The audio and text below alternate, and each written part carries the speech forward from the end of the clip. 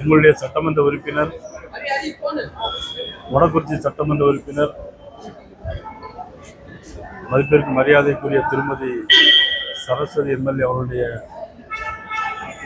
புதல்வி காலமானதை தொடர்ந்து அவர்களுக்கு ஆழ்ந்த இரங்கலையும் அனுதாபத்தையும் தெரிவித்துக் கொள்வதற்காக இங்கே நாங்கள் வந்திருக்கிறோம். அவர்களை இழந்து வாடும் அவருடைய குடும்பத்தார் அனைவரும் எங்களுடைய வருத்தத்தை தெரிவித்துக் கொள்கிறோம். அன்னாருடைய ஆன்மா சாந்தியடைய இறைவனை வேண்டுகிறேன். அதே நேரத்தில் பெங்களூரில் நடந்த 11 பேர் கூட்ட நெரிசலிலே IPL கூட்ட நெரிசலிலே சிக்கி இறந்து போன 11 பேர்களுக்கும் என்னுடைய ஆழ்ந்த இரங்கலை அனுதாபத்தை தெரிவித்துக் கொள்ளவோடு, அதிலே ஒரு நபர் நமது ஊரை சேர்ந்த திருப்பூர் நகரை சேர்ந்த நமது காமாட்சி அவர்கள் இறந்திருக்கிறார்கள். மிகவும் வருத்தமும் வேதனைக்குரிய செய்தியாக அமைந்திருக்கிறது. கர்நாடக மாநிலத்தில் ஆளுங்கட்சியை சேர்ந்தவர்கள் சரியான முறையில் ஏற்பாடு செய்யாத விளைவாக 11 பேர் இன்றைக்கு பணி கொடுக்கிறார்கள்.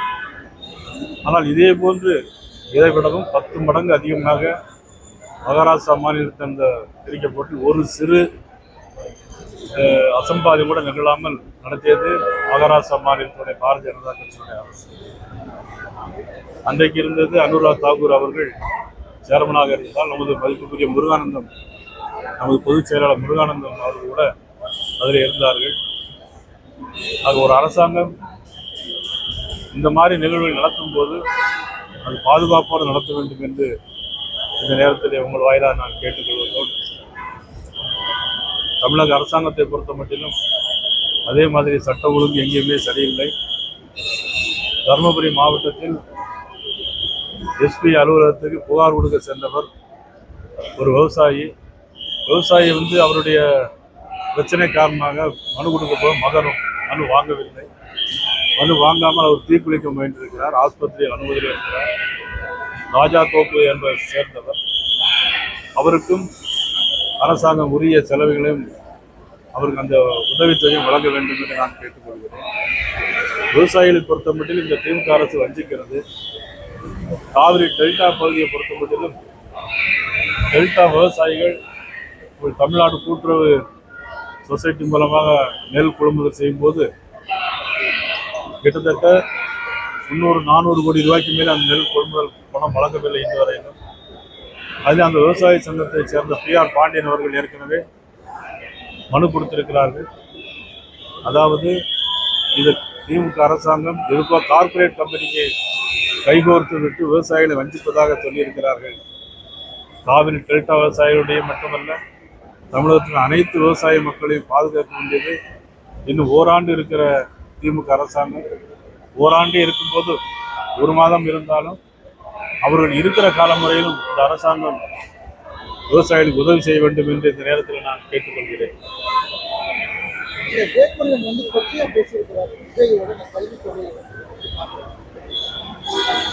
வேல்முருகன் பேசியிருக்கிறாருன்னா அது அவர்கிட்ட தான் நீங்கள் பார்க்கணும்.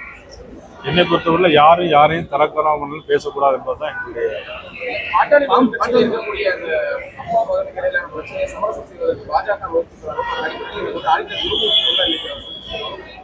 அதாவது அவங்களுடைய உள்கட்சி பிரச்சனை, உள்கட்சியின் பிரச்சனையில் பேசுவதற்கு அவ்வளவு நாகரிகமாக இருக்காது.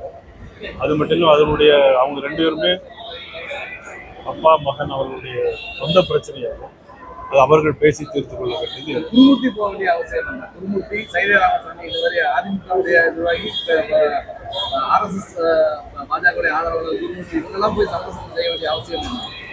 அவங்க தனிப்பட்ட முறையில் போயிருக்கிறாங்க. அதற்கும் பாரதிய ஜனதா கட்சிக்கும் எந்த சமாதான போக்கு பாஜக சமாதான போக்கு எல்லா இடத்துலையும் இருக்க வேண்டியங்கிறதா எங்களுடைய நோக்கம். சமாதானமா எல்லாரும் ஓரணியில் சேர்ந்து சமாதானமா இருந்து திமுகவை தோற்கடிக்க வேண்டும் என்பதுதான் எங்களுடைய நோக்கம்.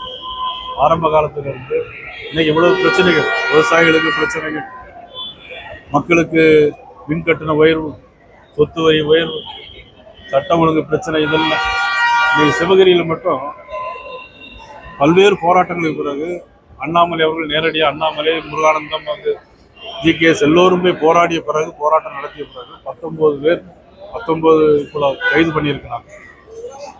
அவர் சொல்லியிருக்கா ஏற்கனவே 19 கொலை பண்ணியிருக்கோம் அப்படின்னு சொல்லியிருக்காங்க.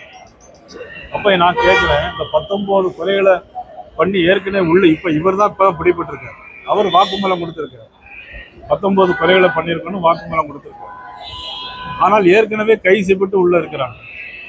அப்போ ஏற்கனவே கைது செய்யப்பட்டு உள்ள இருக்கிறவங்க நிரபராதிகளா? காவல்துறை அவர்களை தவறான முறையில் கண்டுபிடிக்க வேண்டிய நோக்கத்தோடு அவர்களுக்கு அதை கொடுத்திருக்கிறார்களா என்று சிந்தித்து பார்த்தால் தவறே செய்யாதவர்கள் தண்டிக்கப்பட்டிருக்கிறார்களா? இவர்கள் ஏன் இதுக்கு முன்பு கைது செய்யப்படவில்லை என்பதுதான் எங்களுடைய கேள்வி. நிச்சயம் அதாவது இது வந்து எப்படின்னா, இது ஒரு சாதாரண விஷயமா இல்லைங்க.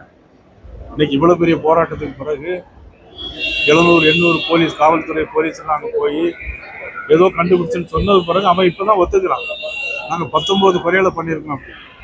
அப்போ இந்த 19 கொலைகளை பண்ணிய உண்மையான குற்றவாளி ஒத்திருக்கிறோடைய சூழ்நிலையில் இதே எதுவுமே பண்ணாம ஜெயிலுக்குள்ளேயும் கோர்ட்டுக்கும் அலைந்து கொள்ள கொண்டிருக்க வேண்டிய நிலைமை என்ன? அப்போ இந்த அரசாங்கம் சரியான முறையில், காவல்துறை சரியான முறையில் நிர்வாகம் பண்ணவில்லை, விசாரிக்கப்படவில்லை.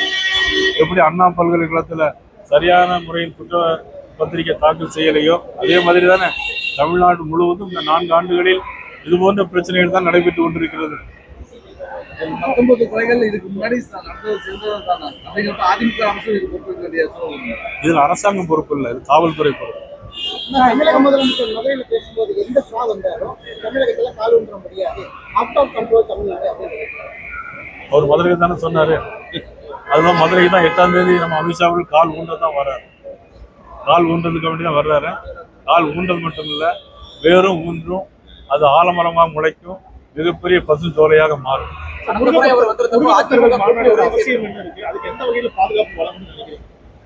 முருகபக்தருடைய மாநாடு வந்து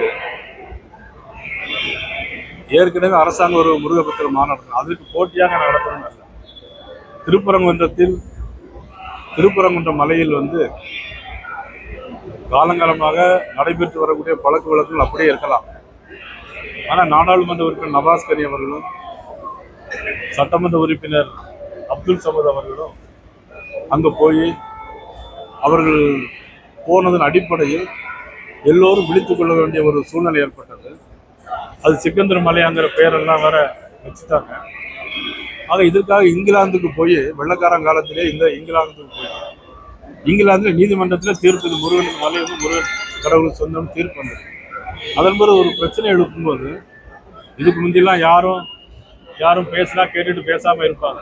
இனிமேல் யாரும் அப்படி பேசுவதையோ அல்லது அவர்கள் உரிமை கொண்டாடுவதை யாரும் பார்த்துக்கிட்டே இருக்க முடியாது. அதனுடைய அடிப்படையில் இன்னைக்கு முருக பக்தர்கள் எல்லாரும் ஒன்று பெறக்கூடிய ஒரு இடமாக, முந்தையெல்லாம் தெரியும், திருப்பரங்குன்றத்தில் நீசிரித்தார் முருகா, திருத்தணி மலை மீது எதிரொலிக்கும் சொல்லுவாங்க.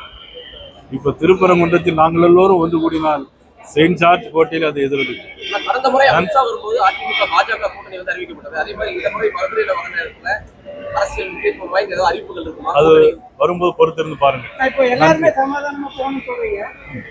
மீண்டும் வந்து அதிமுக டிடிவி சட்டத்தில் இணைக்கிறது தேர்தலுக்குள்ள ஏதாவது பாஜக முயற்சி செய்யணும். எல்லோரும் சமாதானம்னா எல்லோரும் அடங்கணும். விஜய்க்கு அழைப்பு கொடுக்கணும்.